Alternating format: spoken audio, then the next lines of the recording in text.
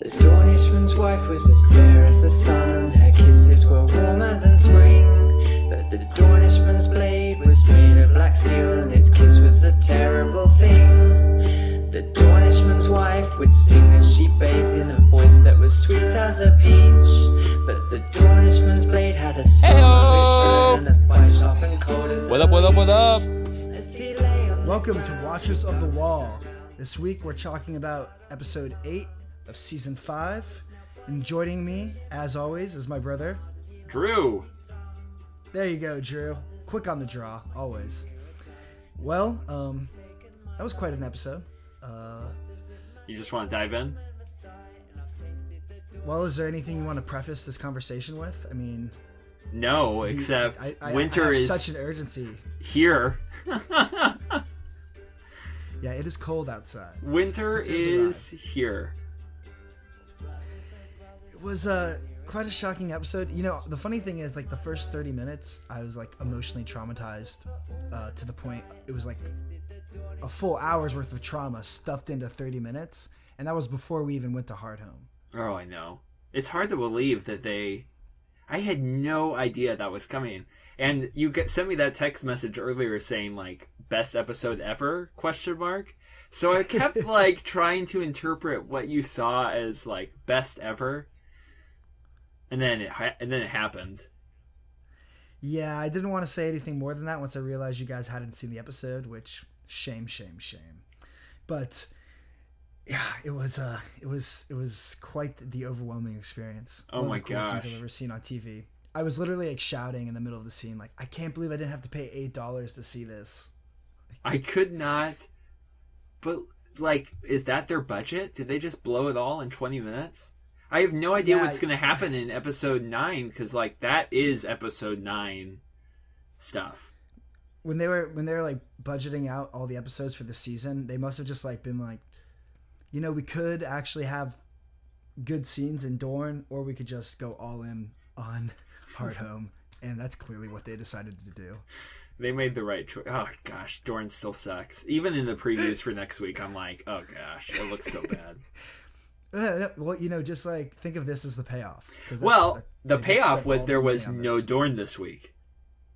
Yeah, that was a gift enough. Maybe that's the gift of this week. Anyways, before we start talking about that amazing scene that concluded the episode, we should give the first 30 minutes of the episode their fair due, as there was a ton of stuff was going down. So good. Some stuff I really loved and have wanted to see for a long time, starting with Tyrion and Daenerys really getting to know each other. Just two really good scenes. One incredible scene. But both of the Dany scenes were just fantastic. Oh, she was so on her game. It's like when she's talking with Tyrion, she has to amp up the, like, wit factor. Yeah. Oh, she responded so well. You could tell, like, these are two great actors just feeding off of the energy the other one was giving them. Absolutely. You know, I was actively impressed by the job they did on the script, because after reading book 1, I realized, like, so many of Tyrion's great lines are just literally lifted off the page and put into the episode. And this stuff, yeah, these two scenes had that same feel of Tyrion kind of at his finest, where he's just got nothing to lose and just jabbering. Not jabbering, but you know what I'm talking about. Yeah, talking his way out of situations.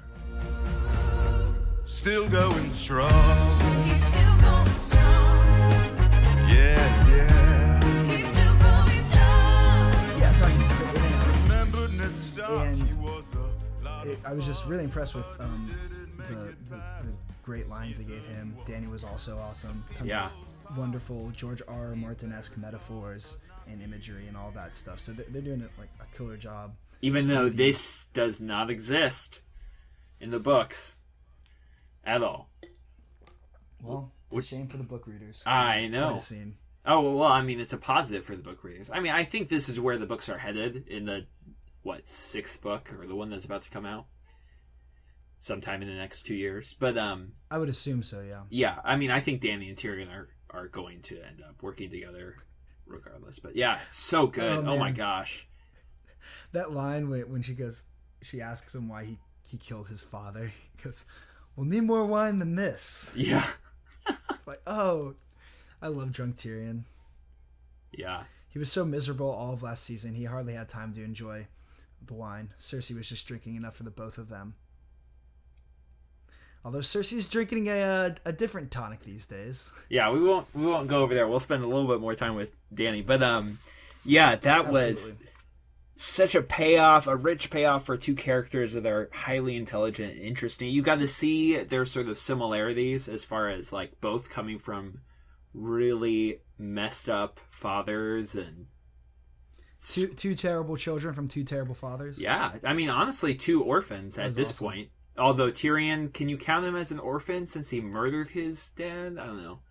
I mean, technically speaking, I guess. But Yeah. Still, it's really fascinating, and I bought into the fact that Dany would actually go for it, even though that was really fast. Yeah, it was fast. I do agree with that, and it is something. It's hard because I want it so bad. I want them to be together, and for that to work out, that I just buy into it easier in a sense. I mean, it took them 2 scenes, and she agreed to make him one of her top advisors. But I wonder Yeah. if she, Although like, she has a understands dearth any of the context options. that we have. Yeah. It's not like she's got Well other put. good. And he makes a great point. He's like, how is anyone here going to teach you how to rule over there? No one's been there. No one's done any of that. Except for Jorah. Gosh. Well, Jorah was a knight. He wasn't involved politically. I mean, he was an I mean, he had done a nice you're right. job. You're right. But yeah, I mean, I man, agree. His Jorah's advice was always sage. it sucked. Yeah, I mean, Tyrion turned him out pretty quick. Although I guess he did kidnap Tyrion, but it was still pretty shocking to see him dismissed within the first 3 minutes. I don't know what I don't even know if Jorah knows what Jorah's end game is. I know he's like selling himself back to the I think he's on a suicide slave mission. trader, and he wants to fight in the grand arena. But he already won the fight and got to talk with Dany, so I don't imagine what winning the bigger fight's gonna do. I mean, there's going to be, as we saw in the preview for next week, the audience will be massive. So maybe he wins. Maybe he confesses his love and wins the support of the people, and it becomes harder for Dany to shut him down politically. Or it could be Maybe that's his play, or he's just a Yeah. suicide mission. I mean, he's just has nothing to lose. He's looking at his grayscale. He's like, man, I'm going to just keep trying. Like, what am I going to go die in another brothel? that could be the episode 9 moment. Is Jorah's sort of semi-victorious death by combat. Yeah, that would be a precious way for Jorah the Explorer to Yeah, go. although what I do not want to happen is anything with the grayscale, honestly. I don't want him to infect someone else. I don't want to have to deal with another set of zombie type folks. I like what you said. The grayscale is a reminder that he's on his way out anyway, so he might as well go out victorious, even if he sort of wins back her affection. Yeah. I mean, if he dies, he can die endearingly. It'd be a lot easier for Dany Yeah. to appreciate him in retro, as a dead man than he is. He's kind of a conundrum as a living one. And Tyrion made a great point. I mean, I love that scene with Tyrion. He weighs it, and he's like, "Well, yeah, you really can't have this guy around, no matter how much he likes you, no matter how kind he is. He's got to go. He can't fit in with your equation if you're going to be respected." Yeah, although you can't execute him either. I mean, he saved his life, which is nice. Man, Dany is just so pissed at him. It's crazy. Anyway, but Well, I mean, Jorah kidnapped him too. Yeah. I mean, he was on his way to Dany with Varys in a much more comfortable arrangement. yeah, no, it's true. It's complicated. It was great. I mean, both scenes were wonderful. All 3 scenes in Essos were just fantastic. Yeah. So Well, actually, but there was another scene in Essos, transition. yeah. W- Well, I want to. We're not leaving the Dany Tyrion thing just yet. I wanted to ask you about the breaking the wheel metaphor. Oh, okay. Yeah, sure. Which was a really Shoot. cool speech. And I wasn't sure exactly what her angle was, or maybe what she was trying to imply. Because, in one sense, break the wheel, you could think of it as Aegon's conquest, when he kind of came in and took 7 separate kingdoms and turned them into one. But even then, it's still almost like the Targaryen family was on top of the wheel, because obviously they rotated out once the dragons. Yeah, they were one of the kingdoms.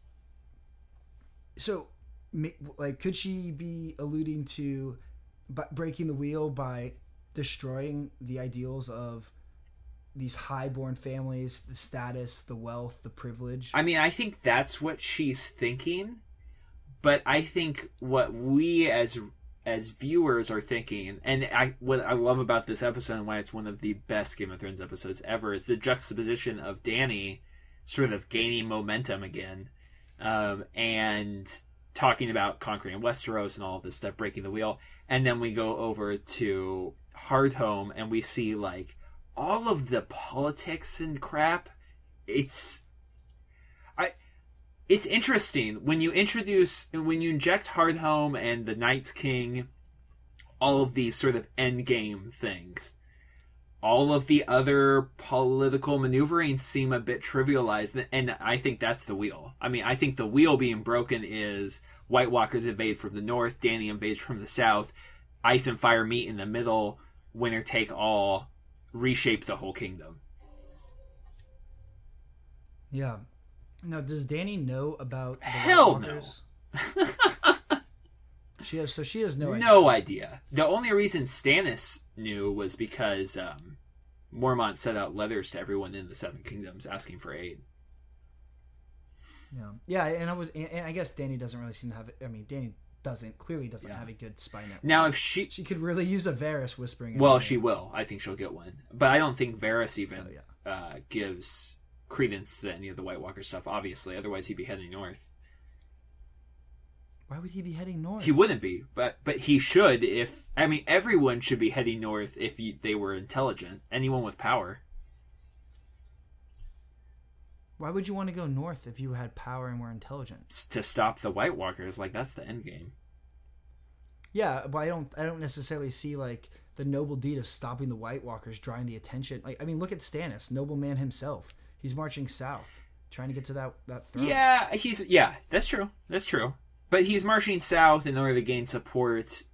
I mean, he knows what the end game is because Melisandre keeps telling him, right, that he's the Dawnbreaker that's going to stand up against the White Walkers. Long night. Yeah. But I don't know. Maybe Stannis is getting... Stannis was in the episode, so I don't want to hypothesize too much. But I think some interesting things are afoot for him and his crew. Yeah. Oh, absolutely. Well, we know there are we because... got the hint of that this week. No. So that was clearly laid out for us. So staying over at Essos, you want to jump over to Arya? Yeah, we got to. That was fantastic. Just seeing her in new clothes, doing something different, being a assassin. It's great. Yeah, it was cool. I'm a little confused though. Maybe you can help clear some of this up for me, because I've watched the scene a few times, and so the thin man, as they call him, what exactly did he refuse that guy? That guy came back. He said, I've returned. Yeah, that was confusing at first. Unharmed. Mm-hmm. I've returned unharmed, and then he pays him money. And then does he just not give him more work, or what exactly goes down? So the two things are rather unrelated. So he's an insurance salesman, the guy that Arya's ostensibly going to try to assassinate next episode, I'm assuming. Yeah, they call him the Thin Man. Right, the Thin Man's an insurance salesman for merchants going out on these big voyages. Essentially, if their ships get shipwrecked or they die on the voyage, he will then pay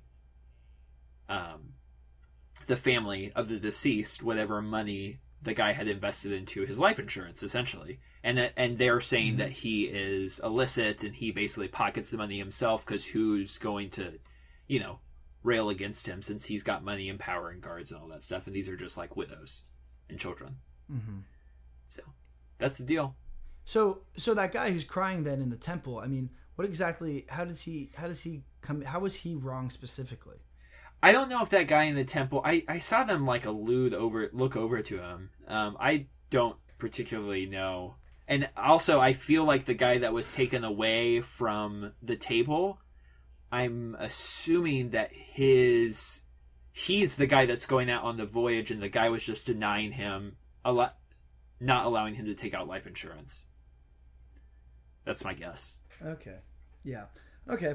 Well, enough of that. I mean, it was not like well drawn out in terms of that sense. It was a little muddled, which is whatever. I mean, that's kind of every time I jump over to Joquan, is that it? That's his name? Yeah, right? Joquan or whatever. Joquan. Yeah. Every time the faceless man. It's just so cryptic. You know, so much misuse of pronouns. It's absurd. A man does not know. A girl should see. It's so A good. girl should see. Slap. Oh, it's right great. this But time. yeah, I still love the scene. I still loved Arya. I loved her little time as cat of the what did they call her in the books? Cat of the Isles or something like that. That's what they call Arya. Yeah, her little. I think they call her Lana in the show. Her little oyster selling person. It's fun. It's cool. It's nice to see her doing something different. Yeah, seriously. Yeah, Arya can hustle. I mean, it's nice seeing her walk around, but I don't see any of her scenes having consequence this season. And in light of the events of the later on the episode, that kind of just fell to the very, very back of me being interested. Yeah, it is interesting. I read this on a whole bunch of reviews. Is like Hardhome is such a game changer. It's going to be interesting in episode 9 and 10 to like be invested in all of these petty politics. But I agree. Let's move over to the petty politics of King's Landing. yeah, great scenes though. Yeah, really great scenes. Oh, she's in such a Lena low Headey is getting place. her chance to shine. In her utter despair. Yeah, great imagery, Drew. It really brings the scene to life for me. Yeah. Low place. She's at a low place. She is at a low Looking the place. floor. She's literally like underground. It's lovely. I think I saw some sunlight. It's not as bad as the what do they call it? The Red Keep, the dungeon of the Red Keep. Yeah, I think she's in there, but who knows? No, I don't think so. I think the Faith Militant has their own holding chambers because when Ned was in there was no sunlight. That is true. Yeah, they had to come underground literally, and there was no light of any type. Yeah, and she even says something to Marjorie about it in the episode before. Yeah. Something about, oh, this isn't so bad. In the Red Keep, you'd be going crazy at this point. Although she is going crazy. Oh yeah, Cersei's lost her mind. She's literally broken so easily, and I just love that. Like, strip away even like the slightest of her expectations, and she has no idea how to operate. She was already frantically flailing around since Tywin died, and you know, it's just, I love it because it's just so many of her actions have come back to just totally upend her. Yeah. Not only with arming the Faith Militant, but her whole sassing Jaime and convincing him to be a father and run away to Dorne. Like, she could really use a Jaime right now. Could you lend me a hand? 'Cause I've only got one. I miss my Yeah, fight and then pretty Kevin badly. coming back, all the guys that she exiled from the small council earlier in the season are all like, screw you, you're on your own. Such a Yeah. spirit. Absolutely, I love it. Pycelle's still on the small council, but he lost his top position, correct? Correct, yeah. He almost I- seemed to be working for the Faith Militant, asking her to confess, which was interesting. Oh, that's Qyburn though, or Qyburn. Yeah. I was talking about Master Pycelle. He's the one who sent for Kevin Lannister. Oh, I that's think right. He was assigned the Master of Coin or something. Yeah, that's all turning on Cersei. Not good. Not good. Yeah, exactly. So like all these pieces she's moved have just left her wide open to attack, and she's been taken, and it's great. Her whole house of cards has come crumbling down around her. I just want to hear Robert's bellowing laugh one last time, in jest of her misfortune. That would be sweet.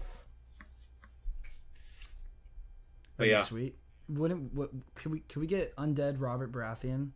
That'd be so Unlikely. amazing. That'd be so amazing. The trial is going to be interesting. I didn't see anything of the trial for next, at least in the previews. So I'm interested to see if that's 10, maybe, Maybe. or We'll if see. they're going to hold see- off on that for next season, which would be odd. No, I can't imagine that. They'll probably sentence her before this season ends. Yeah, Which they've never made any mention of the punishments for any of these crimes that they've committed. Like, I have no idea what the repercussions could be for Marjorie. It seemed that she would have the most minor repercussions. And then her brother is going to be punished pretty badly, but Cersei's got the worst rap on her of anyone. Lancel What? really has got her in a bind. yeah. Regicide's a pretty big deal. Yeah, not only that, but I mean, what if they give her, like, let's say they give her grace? Where would you send someone like Cersei to live out the rest of her days, since you can't send her to Castle Black? I mean, the nunnery. Oh, that would be funny. Cersei and Nun. Yeah, that would be so ironic. It'll be interesting. I unfortunately, Should as a throw herself book in the reader, I tower. know exactly what's going to happen there. But This is all canon. yeah, that whole Okay. storyline, and actually John's whole storyline is all canonical. Jon Snow? Yeah, I know what's happening there too, as well. Wait, I was under the impression him going to get the wildlings never happened. That is true. He never goes to Hardhome, but I know what happens post Hardhome. Hardhome still happens. You just interesting. never see it. Interesting. Okay. So you had an inkling of an idea that this could have gone down this week? Oh, I had not a clue. No. I had totally forgotten Hardhome had existed, or like what had even happened. And again, since it was Was it just a story they told or something like that? yeah, they had sent some ships to go to Hardhome to pick up some wildlings, and the ships never returned, and they assumed that there was some type of massacre or something. Oh, that's crazy. That's cool. Yeah. Well, they assumed correctly. Yeah, According they to did showrunners. assume correctly. So yeah, that was I had no idea that scene was coming. All right, well then we won't do any more speculation on Cersei and her situation. I'd say pretty much static. Although Qyburn, gosh, is it Qyburn, right? Mm-hmm. I always forget. He makes a couple comments, and the first one is there is a way out, and he never says anything after that. Cersei just goes, confession? I would never. I think that's what he's implying there. It's confession. You do think he's implying that, because as he's leaving, he turns around and he looks at her and goes, the work continues. And I'm Which imagining, is the imagining mountain. some kind of, raging zombie mountain, Uh-huh. like, just throwing on a helmet and bowling his way down to pick up Cersei and ride away with her. I don't think Qyburn's that idiotic. I think he had two messages. One was what the Faith Militant wanted to say, and the other one was the only like true piece of honesty that he gave her during that whole confession. Because the nun is right behind the door listening to everything. Mm-hmm. So yeah, great. I mean, fantastic scenes. The more times Cersei gets smacked in the face with the spoon, the happier I am. That was amazing. So Winterfell, we popped over there for a second, and that was another rewarding scene because Sansa finally found out that her brothers aren't dead. I know. Did you watch the after show I with the didn't. directors? I didn't.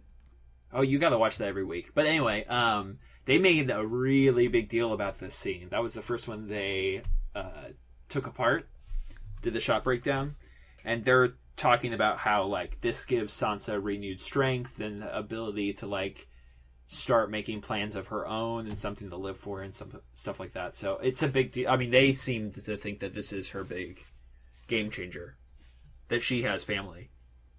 Yeah, that's all really great points, because as showrunners, it's easy, or show watchers, it's easiest for us to forget that, in Sansa's mind, she's the last surviving Stark, I mean, Yeah, she even better assumes assuming Arya's gone. Arya's dead. Yeah, you would assume so. And then with no brothers, there's no heir. You know, the Stark line has died out. But Yep. now she's armed with the strength of knowing that Jon Snow is Lord Commander, and that her brothers are possibly alive. Their brothers are not definitely dead. Now, Theon knows nothing about them besides that, but still, it's a sort of Only psychological motivation. Samwell knows. Yeah, he knows about Bran, but he doesn't know about Rickon. Where is Rickon hiding, anyways? It doesn't matter. Rickon's like Asha takes Rickon to another one of the Bannermen, Stark Bannermen. Oh, cool. Very well. Okay, so that was cool to see Sansa kind of get some of that juice going, and then we obviously cut over to Ramsay and Father Bolton and his edict of just give me 20 men. I'm gonna ride out and flay flesh. What I want to happen is Ramsay's an idiot and gets just taken apart. But based off of the scenes from next week, I'm assuming it's going to be relatively successful. Yeah, I mean, I have my fingers crossed for a Ramsay suicide mission. I would love nothing more than that. But yeah, that's not going to happen. It'd be too gratifying. 21 guys. I mean, Stannis is armed with tens of thousands of 6,000 soldiers. They said they 6,000? have 6,000 soldiers. Is that all? Yeah, I mean that's a lot, and half of them are mounted. Yeah, I mean that's enough to sack makes a quite, castle. Quite the difference. Although they're losing 40 horses a day. Yeah, I mean they're losing tons of men. I mean it could easily be like 5,000 by the time they get there. But still, 5,000 to 20. Yeah, it's a sneak attack thing. I mean it's a smart idea, and there's absolutely no reason Father Bolton wouldn't approve it because like. He dies, fantastic. He lives, okay. Yeah, that'll be interesting. Do you think that Brienne enters the scene then in these last few episodes? That'd be cool. It would be interesting if Brienne entered the scene in Ramsay's absence. Well, that's what I would assume would happen. Yeah. Yeah. Oh, okay. That's what you were implying. Yeah. Yeah. But I don't want to spend too much time speculating. All right. So you ready to jump over to Hardhome then? Can we? Oh my gosh. There's so much to say. You make my heart sing. You pull your bowstring and shoot me wildly. That was the best fight scene in the entire show. The history of the show. Oh, for sure. One of the best action sequences I've ever seen on television in my life. Yeah, I agree. I think it's probably the most impressive action sequence I've ever seen on television. If you consider the effects that go into that, like the scenes they did, I mean that avalanche of bodies. The set, I mean they built that whole set for one scene. And we'll never see it again. It's incredible. Yeah, because they tore it down. Yeah, and what's amazing is, like, they had two characters they literally introduced, I cared about, and then killed off immediately. Yeah, they did a really good job of that. I was really hoping that the mother was going to make it through. What a terrifying way for her to go. That was horrifying. But the production value on that episode was absolutely incredible. I mean, I would have been satisfied if I had gone to the theaters and seen something like that. Yeah, that's why I joked early. I was like, I can't believe I didn't have to pay $8 to watch this scene. It's so good. Yeah. It's like, oh my gosh. It gives any Lord of the Rings scene a run for its money in terms of just great shots, great pacing. I loved when Jon Snow gets his chest almost caved in when he gets thrown off the second floor, and then the audio kind of like muddles down.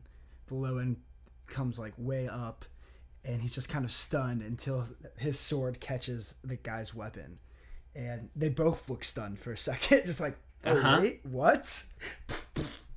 Then Yeah, Valyrian steel or dragon steel, Turns him which into- no one knew, by the way, until this episode. Not book readers. No one knew Valyrian steel did that. really, you didn't know that Valyrian steel could turn White Walkers into crushed ice. No idea, which makes complete sense. And now there were Snow cones? rumors. There were tons of rumors that Valyrian steel, which is also called dragon steel, is sort of has that whatever dragon glass either infused into the blade, which is why no one knows how to make it anymore, or Yeah, well, they literally use materials in the Valyrian steel that were mined from the volcanoes of Valyria. right. And we are So- assuming however that works. And that's is like there. where dragons come from, and that's where dragon stone comes from. And so I think it's safe to assume that the same elements are at play. Yeah. And Valyrian steel has shocking. always been the coolest weapon to have, obviously, in the show. Each one has an important name. But yeah, absolutely shocking. We're gonna need all those swords up at the wall as soon as possible. Yeah, send all the swords. You know those priceless heirlooms that everyone holds on to. Yeah, send those northward. We can put them to good work here. Man, So we get into Hardhome, we ride in, and get off the boat, and immediately roll up to the Lord of Bones, who's sort of a dick. He sort of wasn't open to his homeboy coming home, even not in chains. And then Giant Spain just caves in his head. I know, man. That was so great. He's like, listen, I just traveled all this way to save you guys. I'm not going to put up with your dick jokes.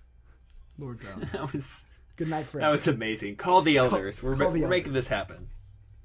Call the elders. I'm going to go grab a beer. Let's chat. Yeah. That was Although such a the cool best scene. line I think was what was the name of the new girl?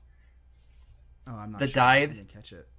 I need to Should look we- that up. Anyway, should we see her what she's line after the fact where she's like, "I effing hate Thens." Yeah. It's so she good. She had a lot of great lines. Also, the one about her. She's like, yeah, the elders, yeah, they'd be furious, but thank God they're dead. Mm-hmm. The elders would be pissed, but they're dead, and I don't want to die. So let's take this guy's boats and roll out of here. It was great. It was really cool to see how pragmatic the wildlings are. At least half of them that survived. Yeah, it is cool to see that. I always get frustrated when they never bring this up in the show, but they built the wall to keep out White Walkers, not to Correct. keep out the free folk, and they've just been fighting each other. But For so that's many what the hundreds of free years folk that they just believe. Forgot. Right. It's been what, thousands of years since the 8,000 years, right? Yeah, I mean, what? Jon Snow is the 998th captain of the Lord Commander Of the Night's Wall? Watch, and the king of the undead is the 13th. Right, which we'll talk about in our last section. Cool. We'll So get into all of his lore. obviously the scene was so action driven that it'd be useless to recap every scene, every shot. But I love the way they used the wall, their little mediocre wall. First, they shut half the people out, which came back to haunt them in a big way. And then I love the shot, like as it falls, as the avalanche of undead White Walkers are literally tumbling down the mountain, then onto their feet. That shot with Jon and Tormund and the giant boxing out all of the undead. It was so great. Oh, that was crazy. So amazing. The giant. I would like to think that the giant is still alive. Oh, absolutely. Yeah, he just waded out into the water. And then he gets on a boat, I guess. Yeah, I'm imagining he just like walks out and then hops on a boat. Or however He was giants crazy. travel by. I don't know how giants actually travel, via water. I'm assuming it's on the deck. Yeah. Yeah, he was intense. He was the funniest part of the scene, just stomping on them like unwanted cockroaches in his house or something, picking him off his back. Apparently, he's got a little bit thicker skin than most humans, so the White Walkers didn't seem to be converting him into their side. Nope. Which is great. An undead Undead giant would be a giant little would terrifying. suck. Yeah. I mean, it'd suck. I'd be scared just being caught in his blind spot when he's not undead. I mean, he seemed grumpy already. Could you imagine that bad attitude with, paired with some blue eyes? Not something. Yeah. Although I think at this point we can pretty much all but guarantee undead giants are coming. I don't want to think about it, Drew. I love my friends. At the Will. Super They're all gonna fast, die. 28 Days Later style undead zombie giants. The Giants didn't seem that fast to begin with, so I mean, even at a sprint, I'm not sure how. Well, I guess their stride's a little longer than most, but you know they'll be able to handle it. Giants can't climb the wall, but they can, I guess, break down steel cages, which they've already done once. Yeah, exactly. Oh man. Yeah. Oh, so good. What was your favorite shot in the scene? Probably. Well, I love the way they did the last couple seconds of that fight with Jon Snow. And do you know that was there a name to the White Walker he took out? No, dead lieutenant. Dead Lieutenant. Yeah. Obviously, I love the way what they did with the audio and the visual elements of that shot. It just moved perfectly. The shot of the girl, I wish we knew her name, dying was really cool. When she kind of slays 8 White Walkers, then turns, sees the kids, and just freezes up. It was almost as if she gave up and she didn't want to face the long night. Yeah, I mean, I think the implication was she just succumbed to the terror of it all. And those children were the one that was like completely emancipated without eyes was absolutely terrifying. Yeah, they were freaky, very freaky. I agree. It did seem like it seemed like she just gave up. Maybe she didn't want to hit kids. Didn't want to stab undead children. Had some reservations about it. Maybe one of them were her kids. Who knows? Well, her kids are safe on the boat. The 2 that we know. Although when I heard her say that, like, "Oh, don't worry about me, I'll be fine," I was like, "Oh, she's done." When Sam was talking to Ollie, and he goes, "Oh, don't worry about John. He always comes back." It's like, oh god, John's gonna die. I was convinced John was gonna die. I spent the whole next 30 minutes in terror that John was going down. Yeah. Luckily, from the scenes for next week, he's fine. Well, yeah. I mean, I also saw the scene from this week where he got on the rowboat and drifted away. So I assume that I knew that he made it. I'm just talking about when he before the fight begins. Before that scene began, I was already nervous for John. Walking with 10 crows into a crowd of 10,000 wildlings. Mm-hmm. It was quite the risk. And then once White Walker showed up, I was like, oh god, are we gonna lose John this season? We can't, and we didn't.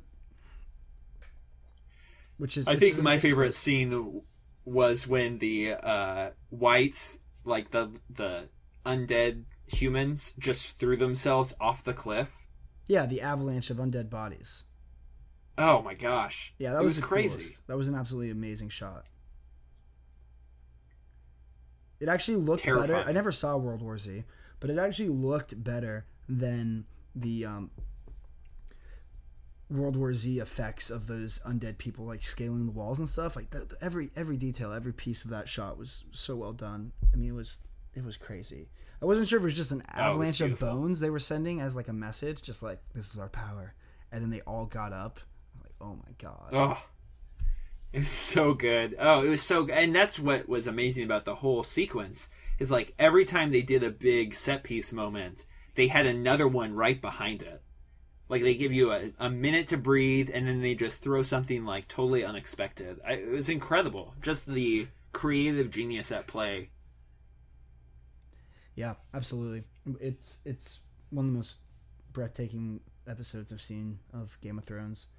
I was experiencing. So, do you want to answer emotions. the question, or are we just jaded at this point? Is this your favorite episode of Game of Thrones ever? Man, it's recency bias is a hard thing to deny. So I feel like it is right now, but man, I'm trying. I mean, it's right up there with the Watchers of the Wall from last season. That was also one of my favorite episodes. The episode with the Red Viper absolutely killed me. And one of the coolest fight sequences, but I don't remember much of the rest of the episode. You do. That was when he gave his speech about like I will be your champion. I think was the week before. Was that the week before? Yeah, they set it up. That's how they ended the week before, and then in episode 8, I remember the Red Viper episode being. I remember that episode being quite masterful, like the pacing and just how. Yeah, and I mean tempered everything was in the slow build. I of course it's hard just like Hardhome. They saved the fight for the last scene, so it was the most shocking moment, and then it's over. So that's kind of how we thought. We just talked about the episode. Yeah. I mean, I couldn't get over it for days. Although just like the best Game of Thrones episodes. It's the whole episode, all of the Hardhome episode there wasn't like a missed opportunity in the whole sequence. Yeah, basically every moment was well used. I think that I'd feel, instead of saying like my favorite episode, I think that there's a handful of episodes that are the best of the series. And the Red Wedding, I mean not the Red Wedding, I'm sorry. Blackwater. Blackwater is one of my favorite episodes. That's the single set piece episodes are really special. Yeah, then the Watchers on the Wall last year was just perfect, and then Hardhome this year. I would say those three are probably my 3 favorite episodes. That's fair. Yeah, I'd throw in the Red Wedding episode. I thought that was really well done, and I'd throw in the Red Wedding is so good, but it's emotional devastation compared to unbelievable accomplishments in filmmaking on television. Yeah, true. So that's why those 3 episodes are just like the most impressive technically and thematically. I agree. I mean, it's great. The show is it's renewed my faith. This episode single-handedly renewed my faith that the last 2 seasons or 3 seasons or however much is left are just going to be mind-blowing. Yeah, everybody always gets down on Game of Thrones. Episodes 6 and 7, it loses a little steam. People are like, ooh, I don't know. They start looking around, and then the last 3 hours are always a total mind blower. So this year seems to be no exception to that rule. No, if anything, they've just upped the ante even higher. Yeah. I mean, it's gonna be hard to care much about Arya and any character that's not directly involved with serious amounts of power and influence, because now after we see the White Walkers, which, think about this, the first scene of the show is White Walkers. I know, 60-something episodes ago, and then he goes and he warns Eddard that I saw White Walkers, loses his head, and we saw the army of the undead at the end of season 2, right? Yeah, we see that establishing shot of their sort of undead army. Yeah, as Samwell hides behind the rock, doesn't get seen. He's just chilling there. And so now here we are, 3 years after that, where the first time we ever really saw any amount of force. And they're actually, I mean, it was crazy. What a payoff! Only this show has like huge moments turning 30 episodes later, 40, 50 episodes later. It's insane. And each episode, the scope of it all is just incredible. Yeah, it's no wonder George can't finish a book. I mean, he's written too large of a world. Yeah, it's so wonderful. I can't imagine. Shall we take a break? Yeah, and then come back for the final half? Yeah, sounds good. We'll be back. Okay. We're gonna hop on the King's Road and take a stroll south. Meet you down by the Citadel.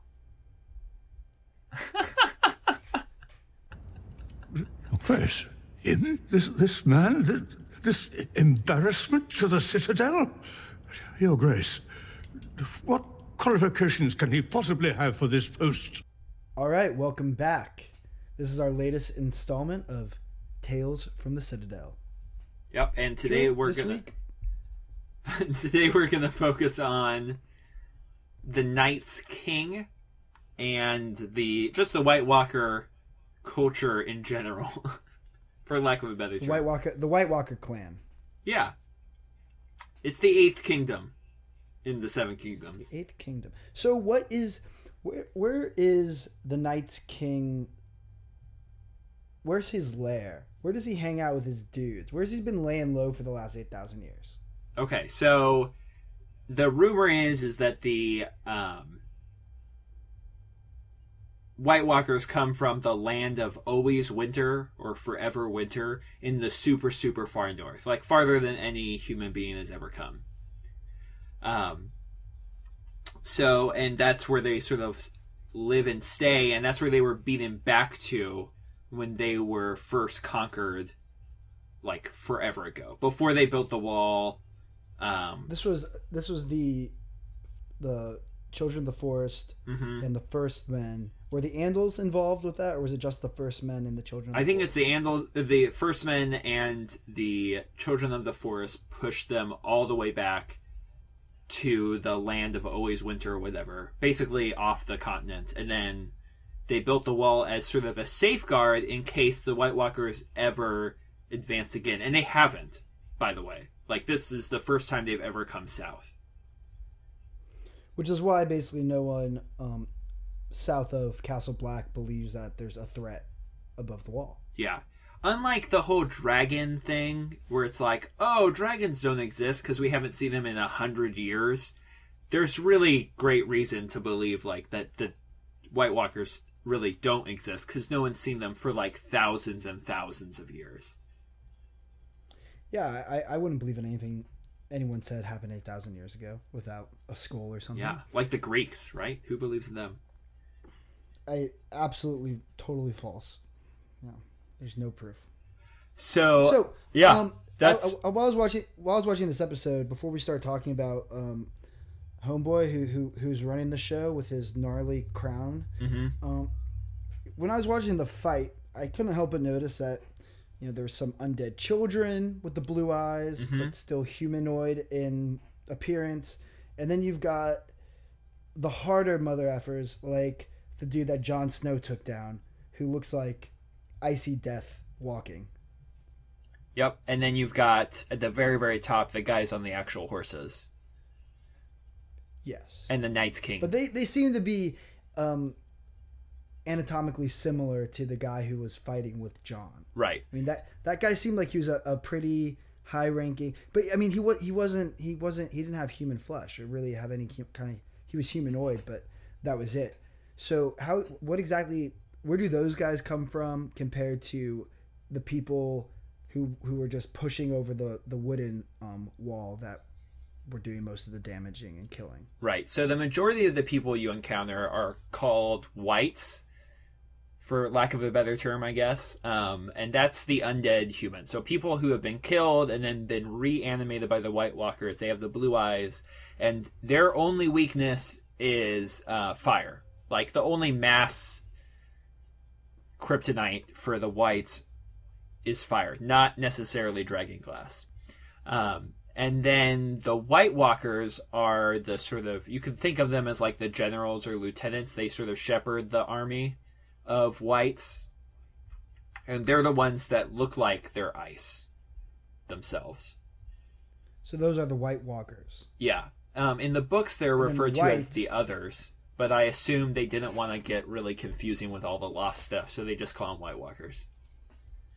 Okay, so that's kind of some. I think that's where a lot of the confusion comes in on like the naming, because I noticed the same thing when I read the first book just recently, that they never called them White Walkers. No, they never ever called them that.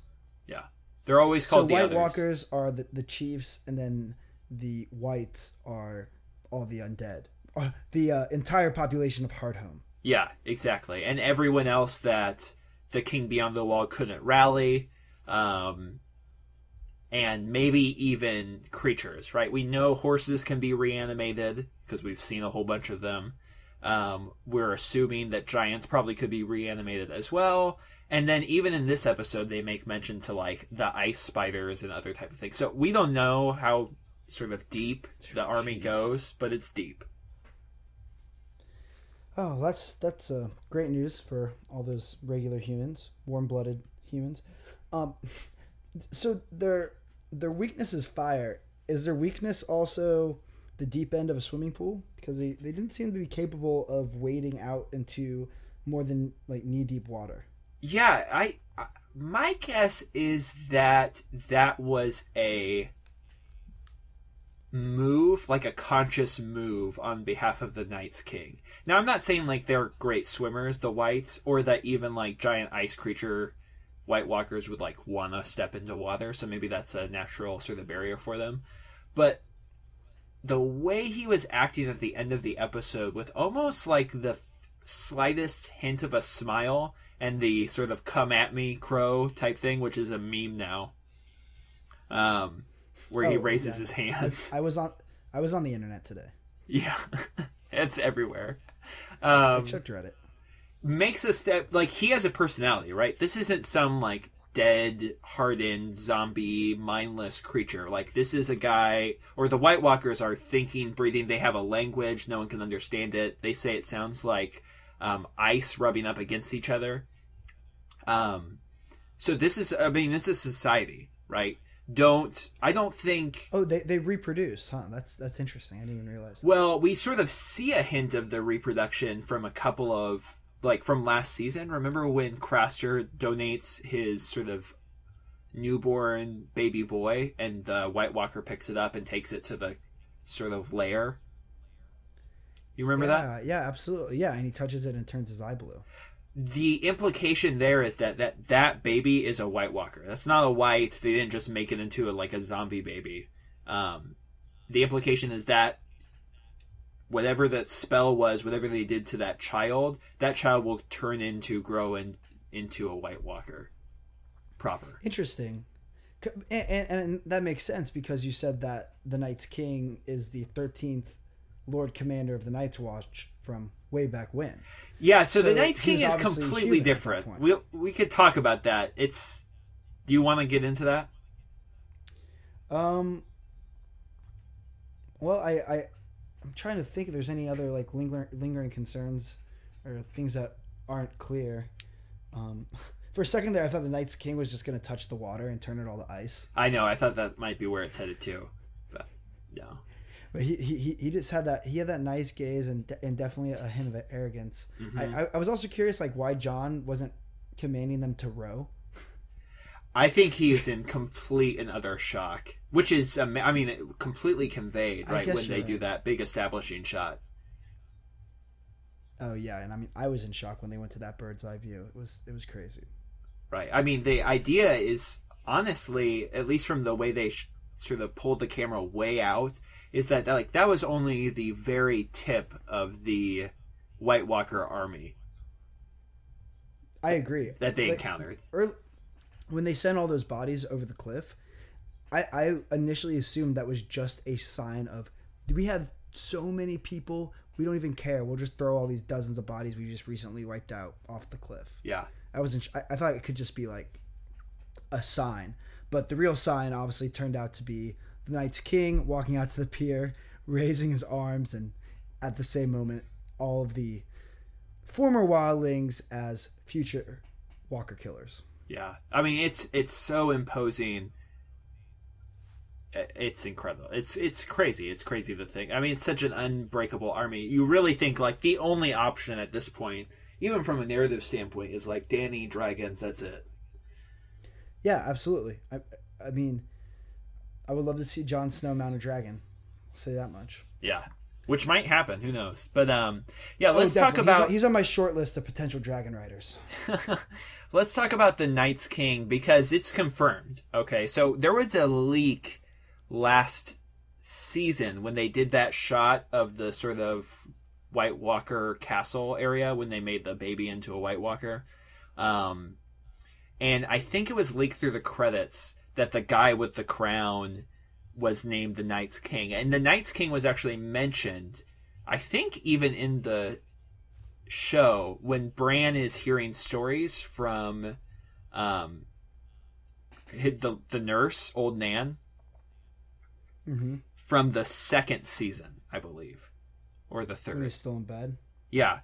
And so there's this whole like myth of the Night's King, and it's so like now that we know like that's what they refer to him as, we're gonna assume the myth is at least somewhat real. And there, if you Google Night's King right now, there's like everyone's publishing an article about who he is and why they're calling him that, what it means, and why it's significant. So after the Children of the Forest pushed the White Walkers, you know, super far north, and they basically defeated them, right? Bran the Builder, one of the Stark's heir, built the wall, right? Mm-hmm. At least that's the way the story goes. And then the 13th commander of the wall he's a Lord Commander of the Night's Watch. He's going north on a ranging mission. He falls in love with a woman whose skin was cold as ice and whose, let me see, eyes were blue as stars. And he falls in love with her, and he Sounds familiar. Yeah, right? So she's a White Walker, at least the assumption.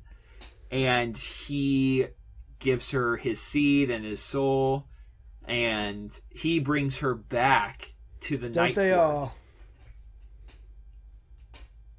You read? What was that? I was making an inappropriate joke about sex. Yeah, White Walker sex.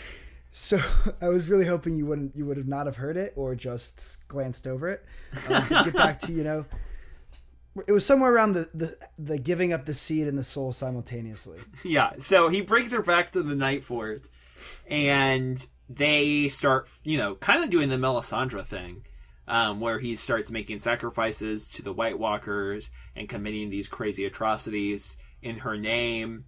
And here's the big kicker and the huge thematic point. So the Starks, Brandon the Breaker, so one of Brandon the Builder's, you know, progeny offspring. A lot of good brands. Foreshadowing maybe?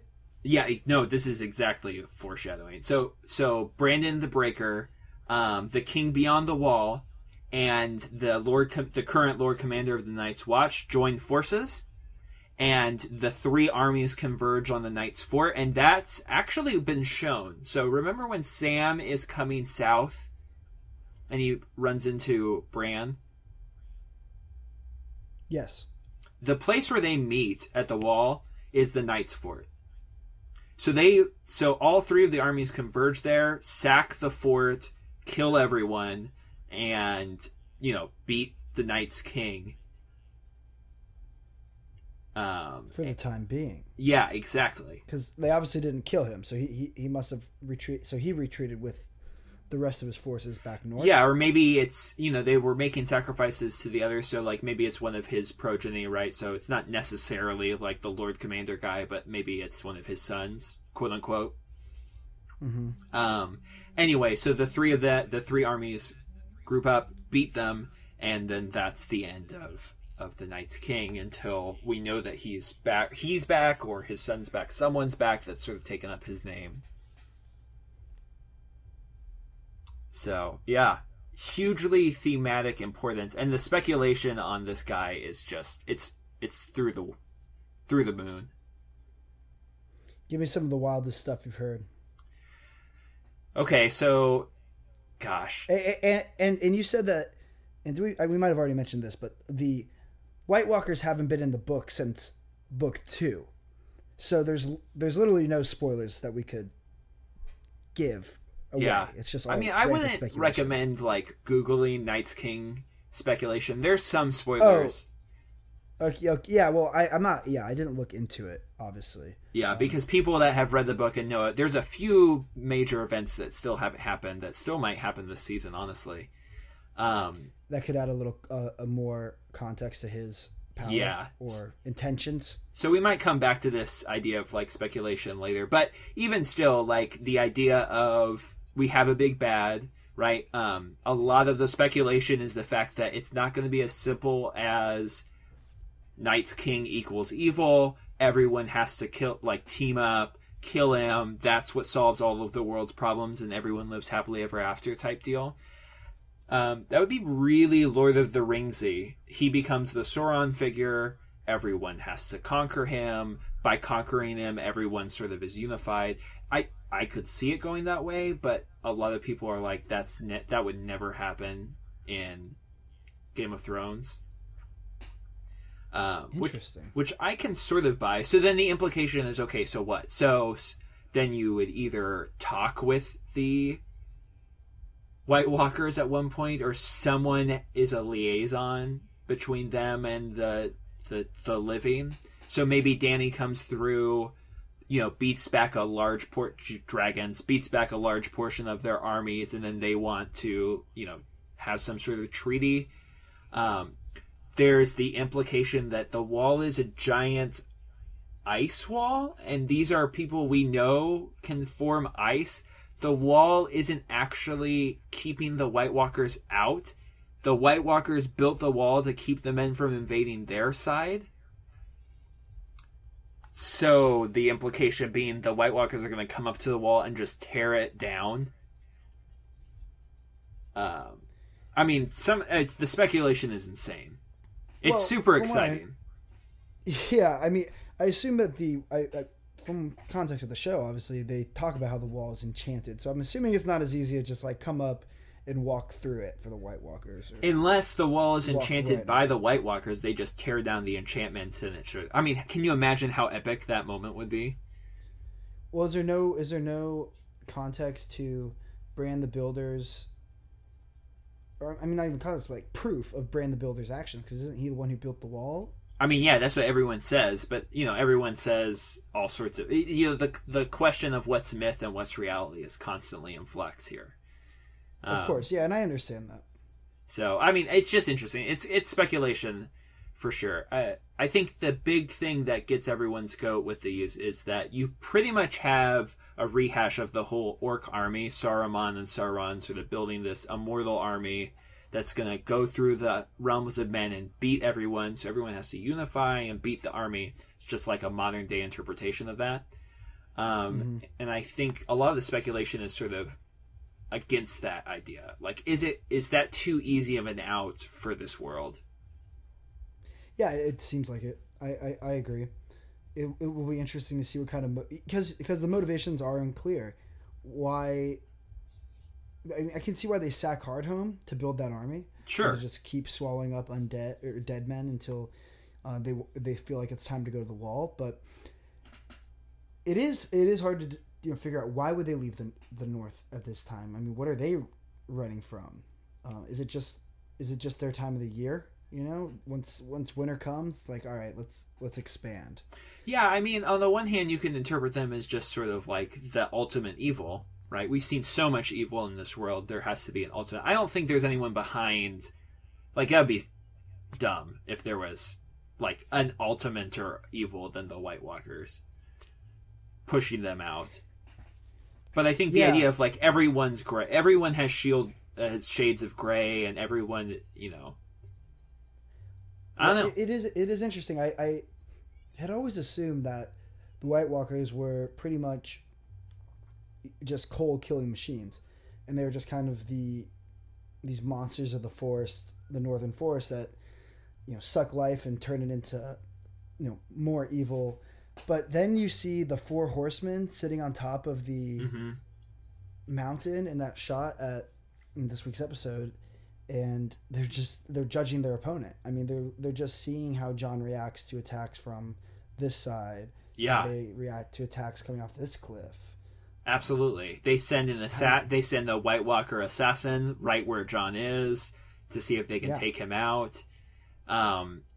There's that moment of silence after Jon kills the White Walker where you can totally see the Night's King sort of being like, oh, that's new. That's interesting. He's got some sort of sword that not only doesn't break, but also wipes White Walkers out with like one blow. A little tap. Yeah. I mean, it was a serious, like, he had some heft behind that blade, but still. Yeah. That'd be really funny. You just tap a White Walker with Valyrian steel, it's done. Yeah. Just shatters. Did you see that shot where that White was charging when Jon Snow was making his way towards the place where the dragon glass is, and that White charges him, and he cuts it straight in half. Yeah. Yeah, he's got a bit of a swing to his axe. Yeah, the kid he's impressive. Absolutely. I mean, he was raised in a royal family, so he's got some of the most incredible training you could have, and then his blood is hypothetically the strongest in the realm. Yeah, it's cool. I mean, he's definitely on the archetypal hero's journey, right? Like coming from nothing, learning your true identity, embracing your new leadership role and sort of conquering evil. But anytime anything traditional starts happening, you start you should start freaking out because Marlon loves subverting those tropes. Well, he buried Jon Snow for a while. That guy really struggled to find his feet. But I was watching the episode last night with some friends, and they made a comment about Jon being soft, and I was like, I really don't think we can assume that's going to be his reaction at this point. Like, he has basically all season shown none of his old emotional and impulsive self.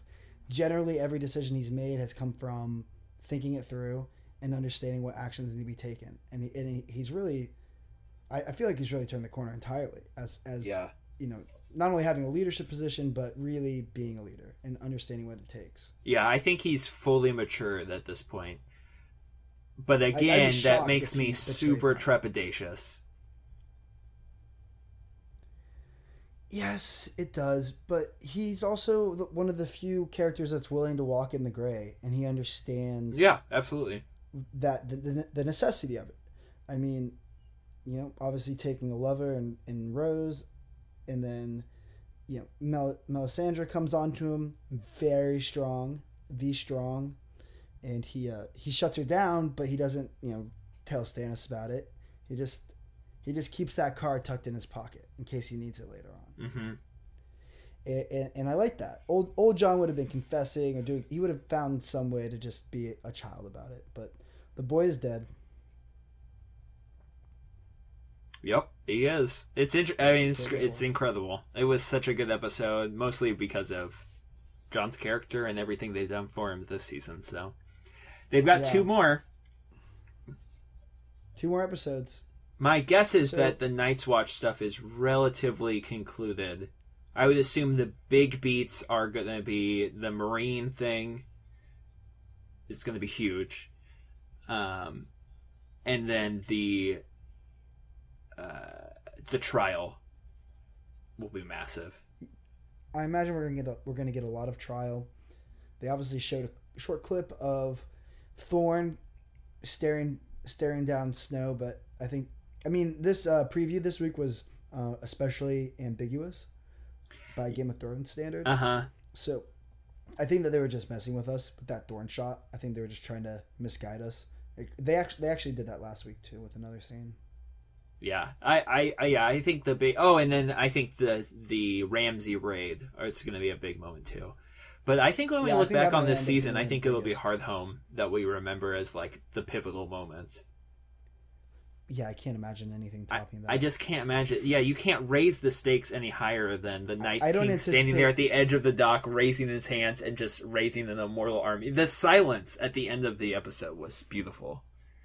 Oh, I loved it when they fade out to black and all you can hear is the trickle of the water. Yeah, and the snow blowing in the and just the last living men to leave that godforsaken place, just mentally lost, completely lost. Oh, it was so good. It was such a good choice. I loved it. It was incredible. Yeah, those guys are pros. Setting up for quite the showdown. Is there anything else you want to touch on in this recap? I think we covered most of everything we wanted to say about this episode. Yeah, I think so. Good stuff. Well, if you made it this far into the podcast, thank you for listening. We appreciate it. If you want to leave us any feedback, you can tweet at us. My handle is my name, Spencer Darr, Darr. So you can find me over on Twitter. Send me your snide remarks and whatnot. I'm sure it'll definitely help us improve, and it'll probably make the world a better place if you do it. Yeah. As always, we appreciate any ratings you give us on iTunes. Obviously, subscribing to the podcast is huge. The more subscribers, the better. The higher the ratings, the more highly we'll rank in the search engines on the iTunes store. And my handle is last name Dar, D-A-R-R, and Duck, D-U-C-K. Still repping that nickname. Still Wasn't repping that the your nickname. first AOL login? I think so. Back in the wee infancy You've got of the nowadays. internet. Well, thanks for listening again, guys. We'll catch up with you next week on Watchers of the Wall. Closer to home. Closer to home. Closer to